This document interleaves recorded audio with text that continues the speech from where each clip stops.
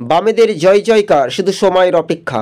2024 লোকসভা নির্বাচনকে সামনে রেখেই বামেদের একেবারে লাল ঝান্ডার গতিবেগ। আপনারা দেখছেন সবুজবঙ্গ নিউজ।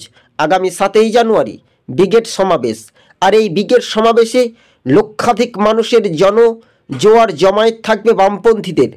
বামেদের এই জৈবনদের একেবারে জনস্রোতে জনঢল রাজপথে।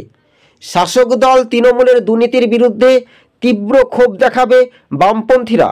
একদিকে যখন কৃষকের ন্যায্য ফসলের দাম, এটাই দাবি, বিভিন্ন ইস্যু এবং চাকুরি, যোগ্য প্রার্থী পায় না চাকরি, অযোগ্যদের মিলে চাকরি, এটার নাম হচ্ছে তৃণমূল সরকার।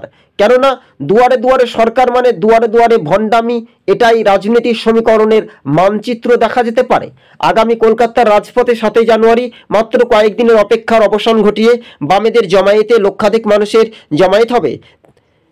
মেন প্রধান বক্তা বাম যুবনেত্রী কমরেড মীনাক্ষী মুখার্জি, রাজ্য সভাপতি ধ্রুবজ্যোতি সাহা সহ এসএফআই ও ডিওয়াইফাই বাম যুবদের জনপ্লাবন দেখা যেতে পারে।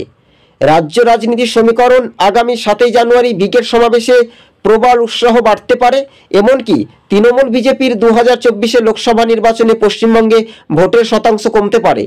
বামেদের এই তরুণ তুর্কিরা কি ভোটের শতাংশ কি ধরে রাখতে পারবে? 2019-এর নিরিখে বামেরা কিন্তু লোকসভায় আসন পায়নি। এই মুহূর্তের সমীকরণের মানচিত্র কোন দিকে এগিয়ে যাবে দোরগোড়ায়, সেটাই সময়ের অপেক্ষা। শাসক দলের ভয়ভীতিকে অপেক্ষা করেও লাল ঝান্ডার গতিবেগ, জেলায় জেলায় কর্মসূচি চলছে সিপিআইএমের।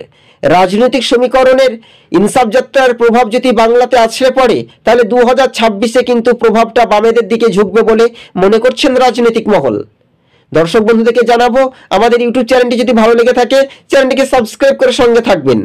আরও একবার জানিয়ে রাখি, আগামী 7ই জানুয়ারি ব্রিগেড সমাবেশে বাংলার অগ্নিকন্যা ডিওয়াইফাই রাজ্যের সম্পাদিকা কমরেড মীনাক্ষী মুখার্জির নেতৃত্বে বাংলার আপামর জনসাধারণের ডাক